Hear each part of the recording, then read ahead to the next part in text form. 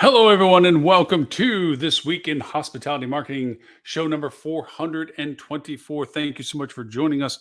If you're joining us on our TV station that's located on Roku TV, Samsung TV, LG TV, Apple TV, Google TV, Amazon TV, and I think I got them all. Anyway, thank you so much for doing so. You get to see my bright and cheery, smiley, happy face there for it. If you're joining us on our simulcasted channels of Facebook, LinkedIn, Twitter, YouTube, or Twitch, thank you for joining us there as well. And of course, on our 24/7 radio station, we broadcast also our live show. No, we're connected to it too. Sorry, doing it live for our live shows on Fridays at 11:30 a.m. there as well. So thank you very much for joining us. I think we're in a total of 209 countries now. And for the replay of the shows at different time zones for everyone, we do translate into 10 additional languages. So thank you all so very much for watching and asking questions and giving feedback and generally participating with the idea that we've been doing this now. We're now in our 10th year of doing this weekly, both the live show and the podcast. So thank you so very much for your continued support and engagement with us. And for those that make comments at hdm.news/talkback, thank you for the comments. And I will be using some of the context of what you said today in today's show, which is our topic of today, is a bit of a conclusion of a series of conversations we've had these past 3 shows. And actually, retrospectively, there's a couple of shows prior to that, like 418 and 417. Which kind of address some of the flip side of the coin of some of these topics. So our fourth in the series, what we've been currently doing, the topic today is about an advanced way to produce a proper marketing budget with the usage of GA4. Now, why I say it's in the fourth in the series, if we go back to last week's show, 423, we talked about the problem with lifetime value, how it's not getting used, and it's at and it's the core of today's analytics, which is GA4 discussion. In relationship to that.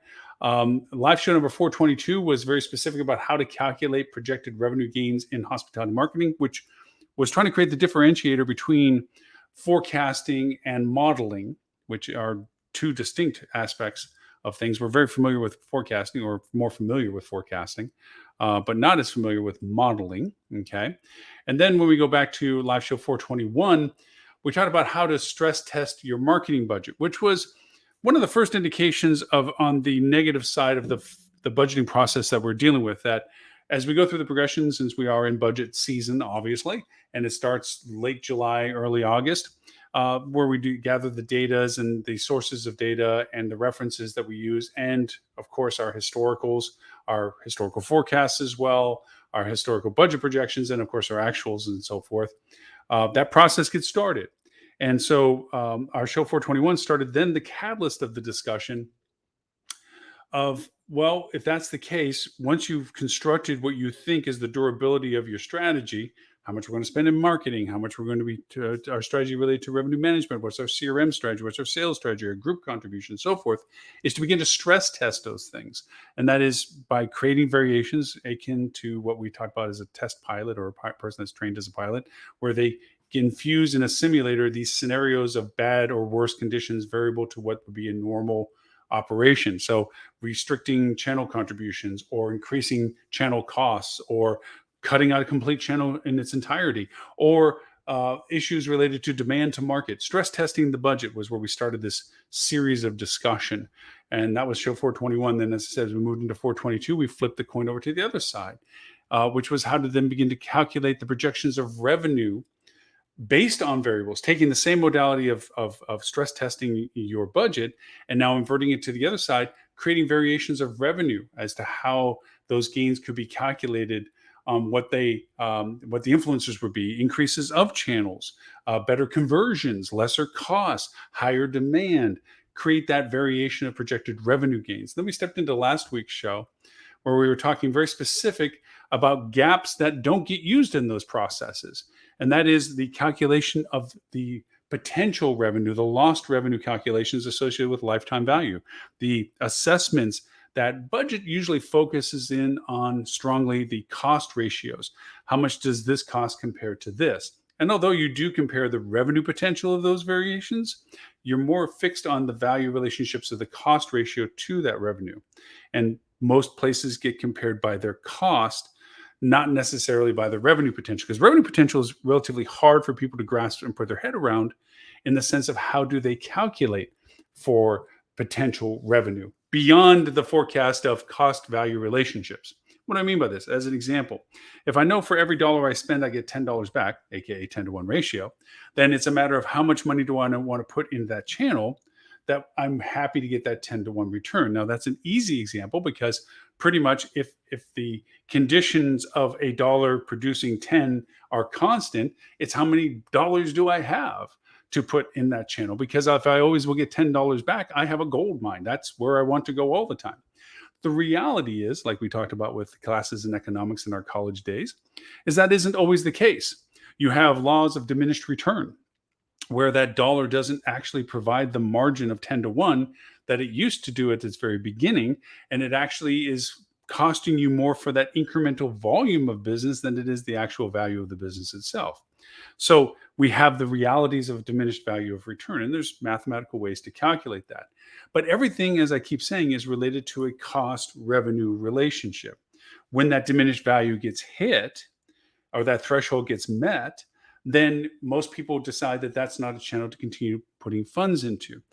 But when you begin to implement the value of future values of revenue forecast potentials, you start getting into a different realm of where that dollar might be worth the investment, even though the ROI, the cost value relationship, doesn't say so. And what do I mean by that? And that is the lifetime value calculations. And we went into some pretty good details about how those formulas can be used last week. We went into great details about techniques and tools actually in our podcast of last week, where we took the topic of the live show and brought it right into our podcast, which we usually do, where we talk around topics at great length on the live show here. And then we get into very granular tools and functional techniques with those tools related very similar to what the topic of our show was. So we went into that in a great deal on the podcast as well. But we're talking about cost of acquisition of a customer and calculating that, and that value proposition being used as a KPI, key performance indicator, as to our measurement of the success of campaigns. Think of it in a very simplistic, more familiar way of brand campaigns. Your value proposition of brand campaigns, first off, you're paying to be in front of the people that are already looking for you. So you've always got that argument of people like, why do we have to pay for our name when they're looking for us already? Because you need that value proposition of expanding the demand for people that may not know of your brand but get discovered and they want to do business with you.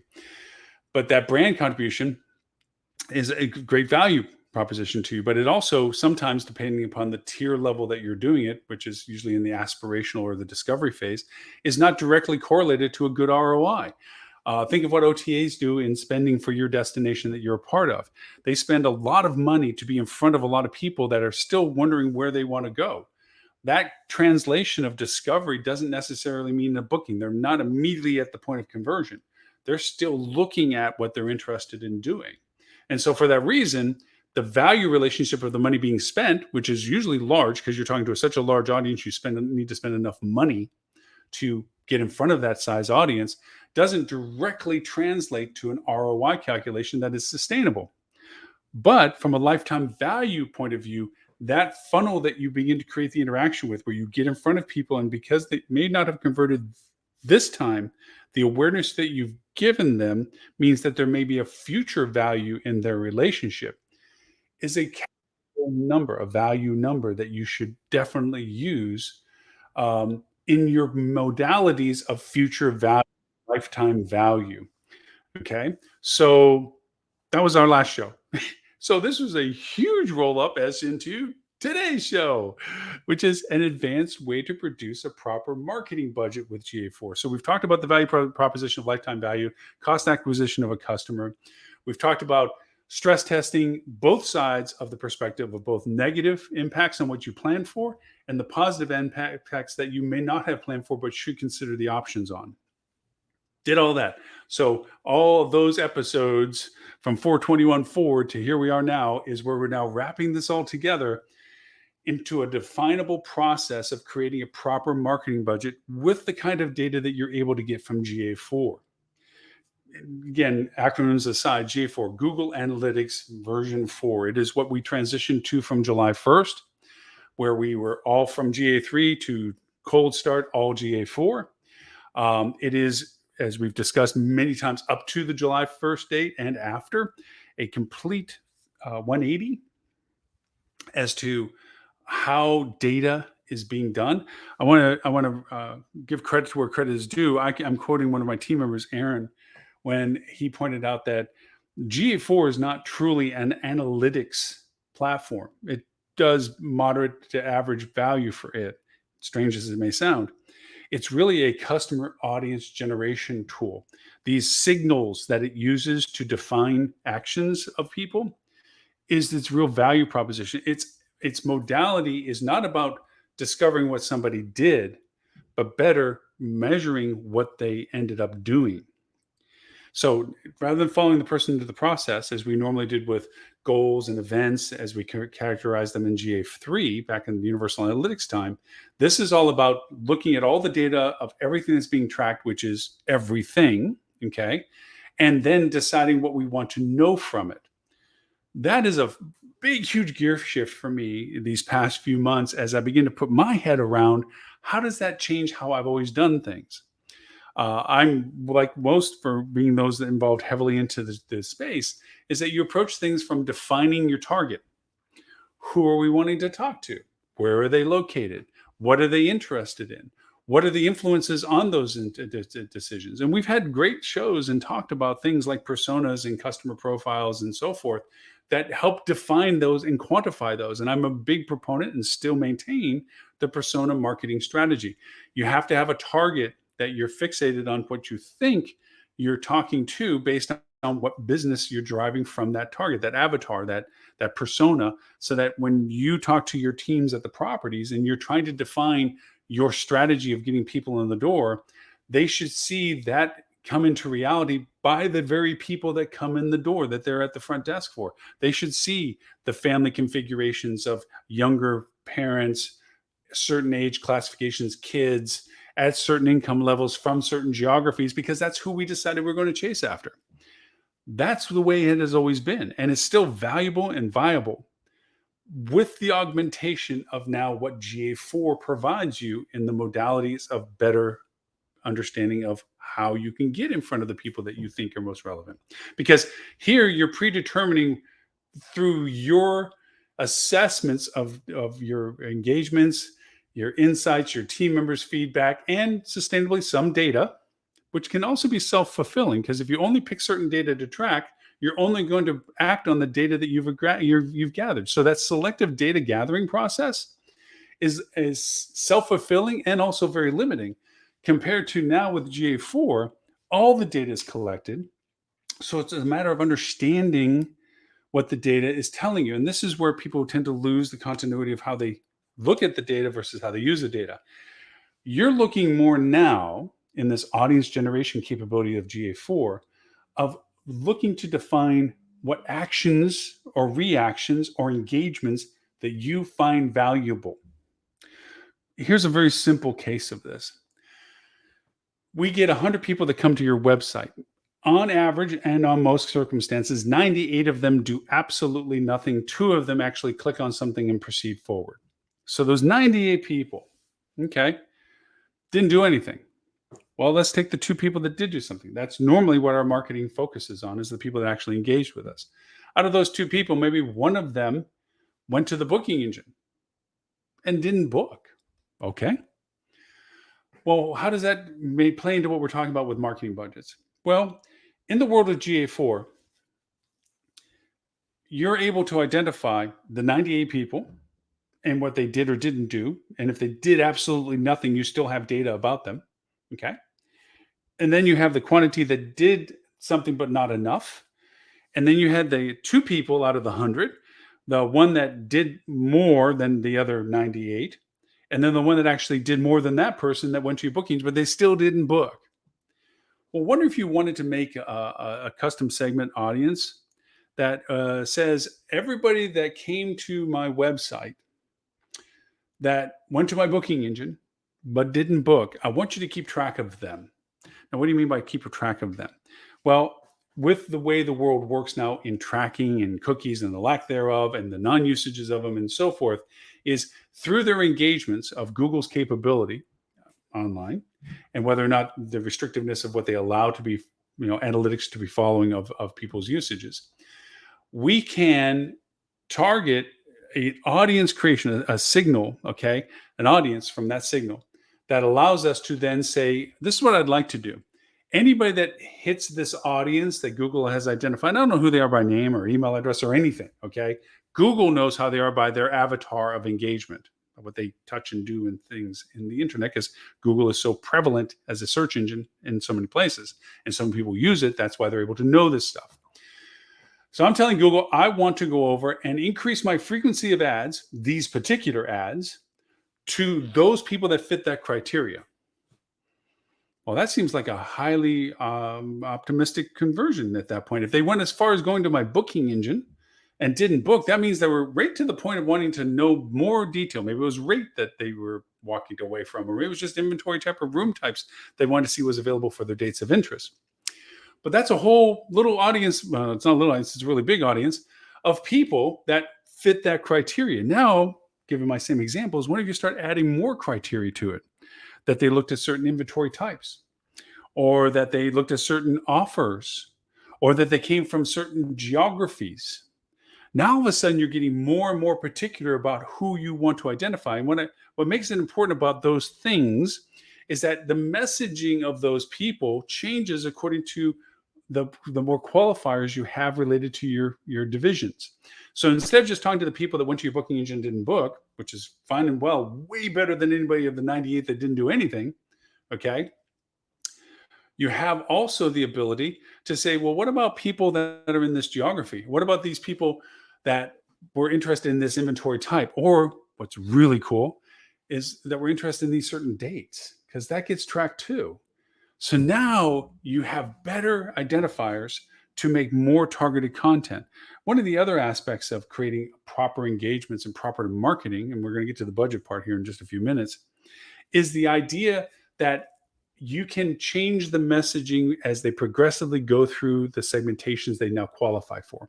So if I have a certain ad campaign that's running out there for anybody and everybody based on my generalities of wanting to make sure people discover me, and then through that, they go to my website and they acted and they were that one person that went to my booking engine but didn't book, they now enter into that.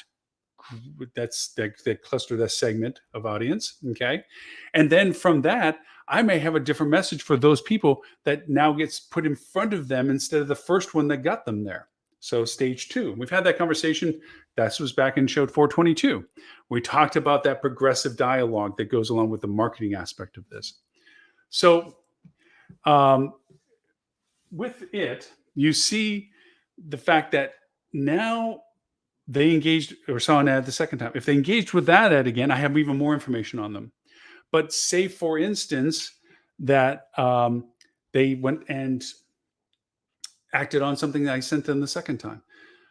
Now I have a new criteria of a new audience that they now qualify for. And now they get a third level message. So it went from I have a deal to I have this specific deal to I have this unique deal.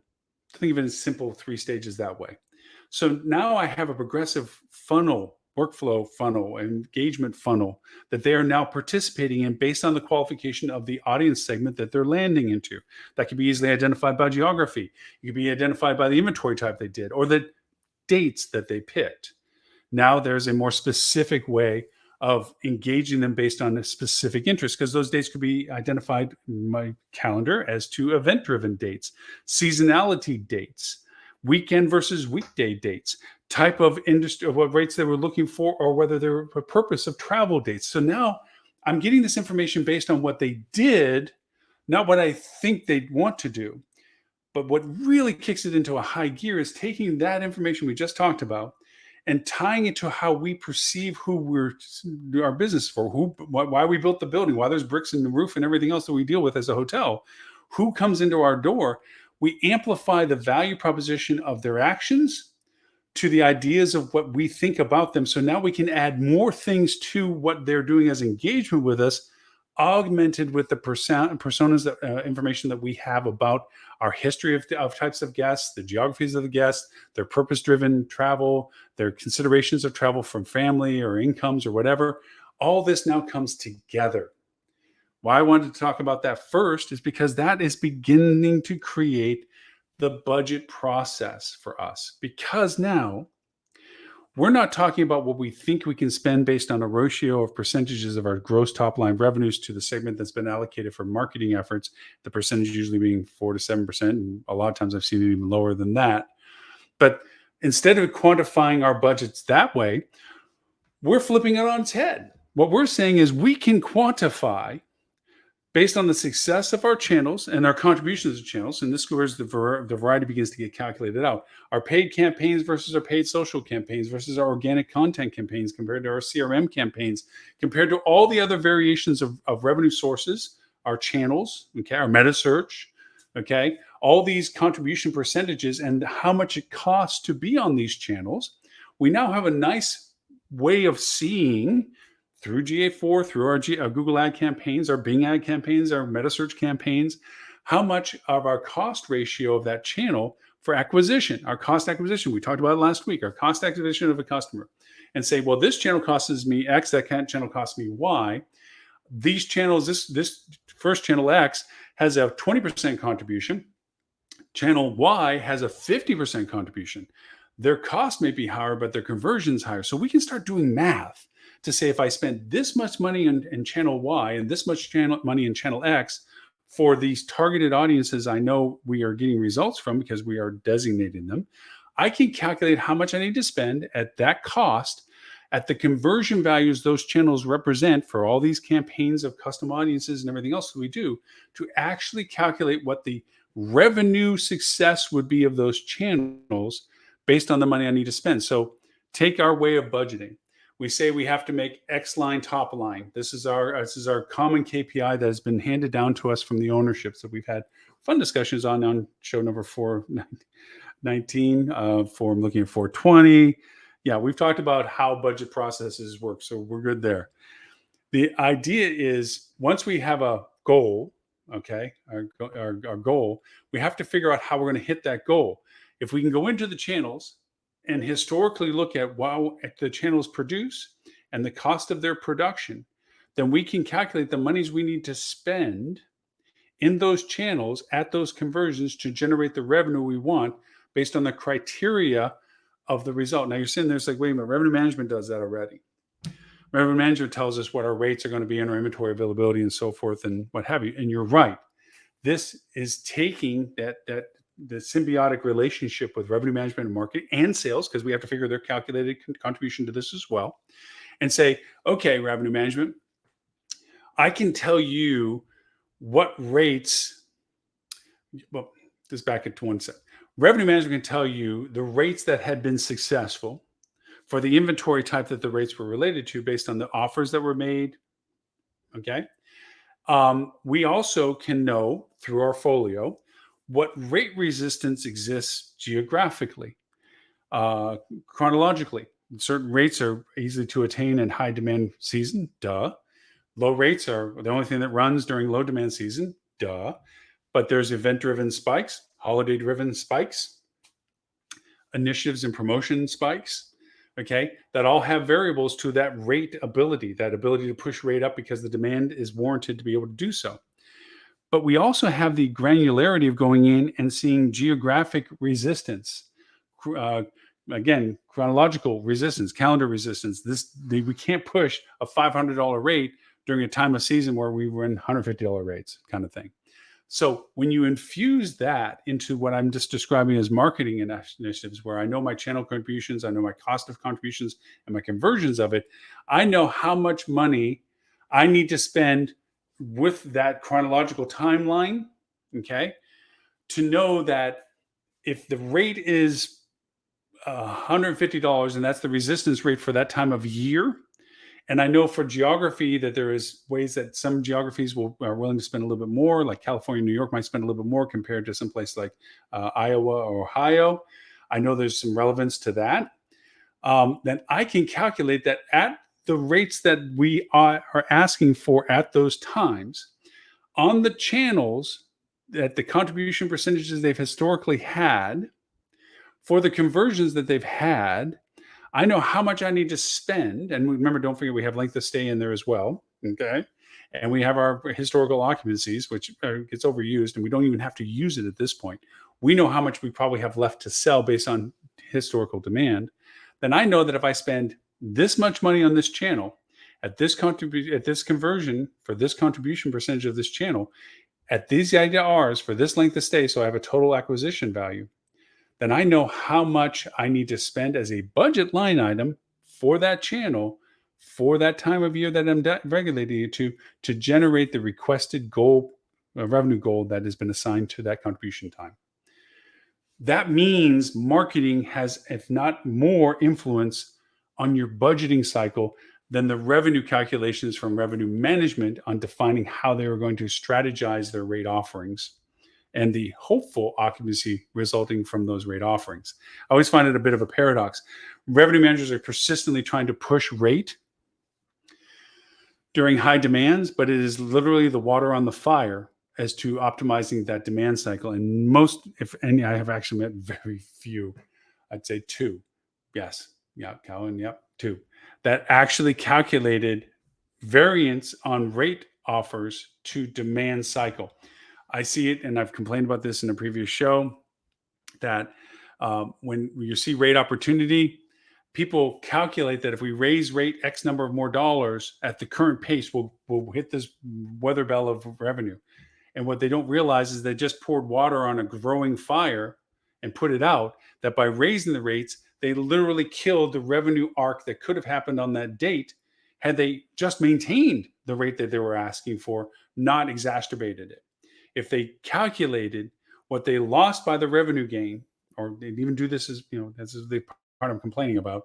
If they calculated the diminished demand by rate increase compared to the rate maintenance to the same demand pace they were experiencing, compared the delta between those two, they would find more often than not that a persistent quality rate strategy beats the few conversions of revenue that you get at the higher rate compared to the bulk of revenues that you could have gotten for maintaining the rate.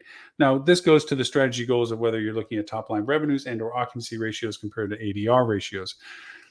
In a nutshell, what is your goal for your RevPAR and what is your goal for your ADR goals in your market? If you're a tier 3 out of 5 rate, you're going to probably have a different perspective than a tier 3 out of occupancy for your market. For those that handle it, you know what I'm talking about. Those who are saying, what the hell is he talking about? It's basically STAR reports and how do you perceive yourself in your market comp set in your market, but revenue conversation. So talk to you about the fact that you now have really good means in a GA4 environment to define your marketing strategies and the potential value propositions they could produce because you're augmenting them with all this new capabilities that you didn't have before. On top of that, you have to begin to calculate the strategic value of shifting these engagements into your direct dialogue. I would say direct channel, but people have very vague and sometimes contrasting definitions of what's in a direct booking channel. Sometimes they throw in things that aren't perceived by others as direct booking channel contributions because that's how they see it or that's how their company sees it. All in all, the idea of throwing in conversions into your direct channel, I make one definition about direct channel. Can you continue to engage with the guest via the medium of the initial purchase? If you can, it is a direct channel. If you cannot, it is not a direct channel. What throws things in direct channel, outside of direct channel? Wholesalers, consortias, OTAs, anybody that is in between you and your guest in communication from the booking itself is not a direct channel. Walk-ins are a direct channel, just to give you some perspective to that. The group blocks, technically group sales, unless you're doing individual allowance of bookings, where if it's not group block booking, is not a direct channel, even though they're directly staying. And once they get in, you have the folio. At that point, it's a different story. But the actual conversion of purchase, where it's bought by bulk, hence the wholesale and consortium issues, then no, it's not, because you don't have direct license to continue to communicate from the inception of purchase with the guest directly. Some allow you some conduit, but usually it's because of a third-party engagement. You don't get to have that direct rapport with the guest. So with that in mind, the idea of throwing in business to your direct channel where you have the ability to communicate with your guests is the real value proposition we were so adamant about last week about lifetime value, because you have to calculate, even on the simplest of terms, the frequency of that return guest. Even if it's just one more, it's doubled your income for whatever it is. And I say that double meaning if they came back the same way they stayed the first time. Okay. And at least it has a modifier of cost or value to it because of any secondary stay that they have, let alone the multiplier of frequency that you should acquire for it. That if you do a good job in service and quality and cost and everything else from the guest perspective, their repeatability is there. How often, okay, is an averaging, but in all honesty, any additional second or third visit is a contribution to the cost associated with acquiring it the first visit. And that's a missed commodity in most people's cost comparison discussions. They look at channels and the idea of what costs in comparison to another cost. I get often asked about metasearch programs versus OTA programs, and they refer to it as a cost factor. Well, the cost that I have to pay in OTA commissions compared to the cost of running an OTA marketing or a metasearch marketing campaign, it's as much money out of my pocket. You know what? You're right. And on that merit alone, you're not good enough to know that you anyway. No, the idea of it is that um, they're only looking at the negative aspect of how much did I spend on this versus this. Oh yeah, the revenue's still there. It's still there. So if it's costing me the same, why should I go through this whole process, having it my own metasearch program, going through the setups and the monthly fees and so forth, and have the variables of performance when all I have to do for OTAs is pay for the performance of what they make. The idea is that you're not calculating the value relationship between the two. The fact that you're now putting their engagement in a direct line with you, that you can nurture and grow and expand what they buy with you, the durability with you, that maybe they extend their stay with you, they buy ancillary products with you based on what you offer for them, your communication with them. And of course, the huge value that if you're successful in all your operations and they have the experience that you promised them at the value that they perceived, and your operations team did a great job of it, the residual value of a re-engagement of that guest to come back again. Because even if you did spend more money to put yourself back front of mind with them, the cost of your email campaigns or the cost of your reminder campaigns via ads and so forth that are targeted specifically to them because you can, as being a previous guest, their engagement into your newsletters and all the other things that go along with the engagement processes through via CRM and so forth. Even if you had incremental value cost associated with those, the down pricing, that the initial cost to get them into your funnel of direct channel goes down geometrically the more they continue to have the lifetime value relationship with you. That every time they come back, even if it's lesser than what they first acquired, even if it's fractional compared to what they first purchased, is a diminishment of the cost relationship of that first acquisition. And that is not measured when people do that. Well, why should I get off OTAs and do my own metasearch program? As an example, because they don't calculate that lifetime value proposition. And if they say, well, they may never come back again, they were only once in a lifetime, this was a bucket list of stay with us and so forth. Great. You're also still forgetting is that they talk to people, and the success of your services, your product resonates with them when they go back with their friends and family. Like, we'll never go back there again because that was our bucket list thing to do. But man, if you're going to do like that, you got to stay there because they did this, this, and this. And the influencer value, you love the buzzword, take the reality.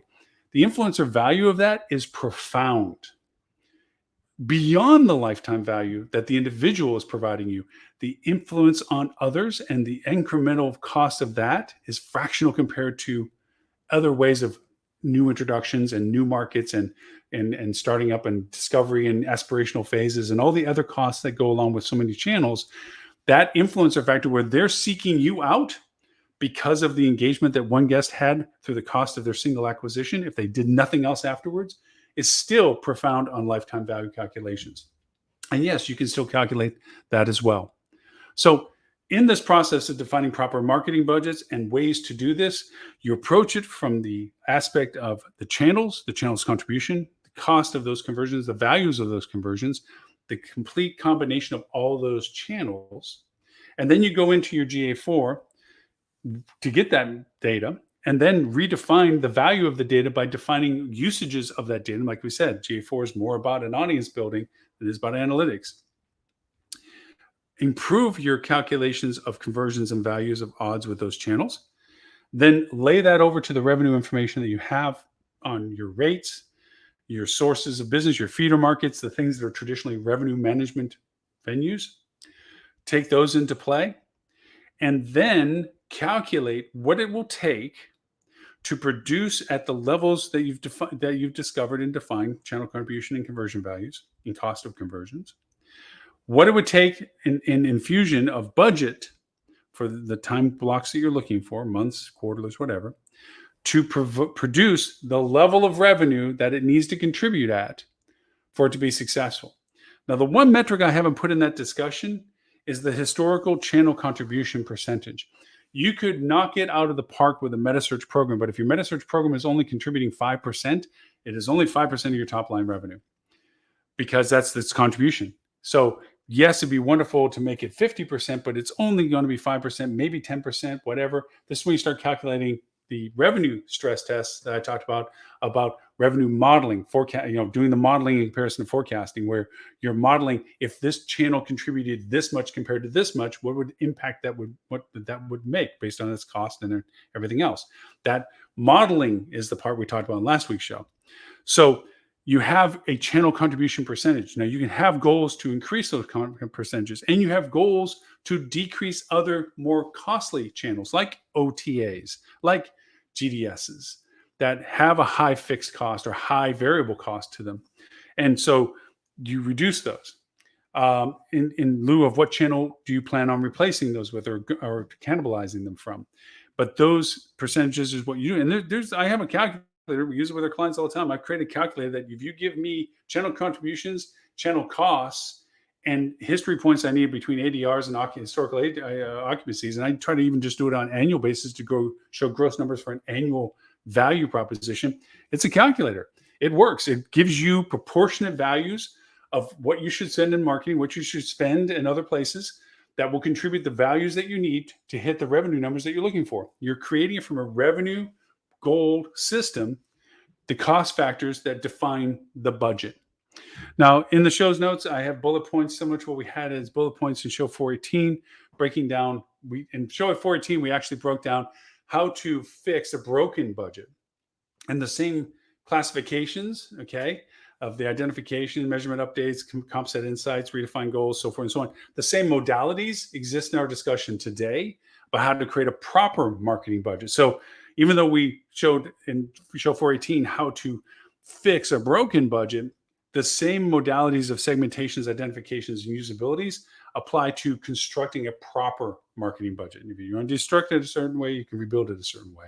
So I'm literally putting those notes into the show notes. Look at it as kind of a benchmarking, weather vane kind of perspective of how to approach the projects. A lot of the feedback, as I've been talking about the staging of my past 3 shows, that's where I've been getting so much feedback from the emails, Loren at Hospitality Digital Marketing, from the htm.news/talkback, because people are asking about progression of discussion. They're starting the process, but then they hit a wall of, okay, I remember this part, but I don't remember this part.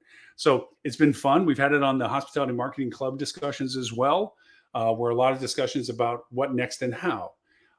With the context that some people that are on the club, they do this for a living, so they're not out to improve their competitors. They're there for peer support and guidance in the sense of go that way instead of this way, but they're not there to fix it for you. I've had those kind of discussions like, hey, can you just tell me whether it's this, and this is like kind of what I get paid to do. So I'm happy you're thinking like this. The pieces of the puzzle are sitting in front of you. You just have to put the jigsaw together. This is the direction you need to go, but I can't fix it for you and not think that I'm not going to say, well, we should sign a contract and do a deal. But that's another. But the point I'm making was the Hospitality Marketing Club, that peer group of dialogue with that is where most of that comes from. So you can send me an email if you have a follow-up as to clarifications and understandings. Happy to take that. Of course, on the podcast today, we're going to go in, dive deep on how to create some of these things, some of the tools that can be used to identify these things, and then the techniques of using that. So that will be our follow-up of our podcast for the show today as well. Obviously, I'm also going to take, and this was out of recommendation, thank you, actually. For someone in France actually suggested this, and I said, thank you so much. And for that reason, I'll also translate it in French. God, I love AI, and that comes to that. Is we're going to take the past four shows and we're going to put them into article format, chapter format, and then chapter format. We're going to put it together. We're going to slap it out as a publication. Email me, Loren at Hospitality Digital Marketing. I'll send you a free copy. I will be putting it out as I've done the other books that we've been doing on open distribution where people pay to get them. It's not that expensive. This one probably $9.99, and it'll be a follow up. And we do have the second book coming out this year. Also, well, it's the part of summer for our first book that if you got it, you get the second book and the third book for. That's a progression of taking our shows and our podcast and putting it into digestible how-to format in a book. So it's there too. Just look for, actually just go to Hospitality Digital Marketing and also hospitalitychannel.tv. That's where we have all of our live Love Lucy rerun shows of our live show and our podcast and so forth. And this content is also going to be on the paid wall behind our TV station. You know, the show is, everybody knows that watches is on it. It's free to watch. We do have a pay gateway. I think it's $4.99 a month to get to the content behind it. We have a lot of product reviews and how-tos and things from restaurants to hotels. A lot of fun content. Happy to have people join us on that. But the show notes, which will be on Hospitality Digital Marketing and on hospitalitychannel.tv, and also on our app, Hospitality Channel, Apple iOS and Google Play, we'll have the notes about a progression of content to how to create a proper marketing budget with the GA4 data. So with that, I think I have exacerbated the conversation to the degree I was hoping for. I do sincerely appreciate your time and attention to this. And for those that are watching the recast of this at better time zones for you, we try to do this 11:30 a.m. Wednesdays Sydney time and 11:30 a.m. Wednesdays UK time. I hope that you get to enjoy, and that they'll cover our Middle East friends as well. So with that, my name is Loren Gray. I thank you for the privilege of your time, and I look forward to talking to you all next week.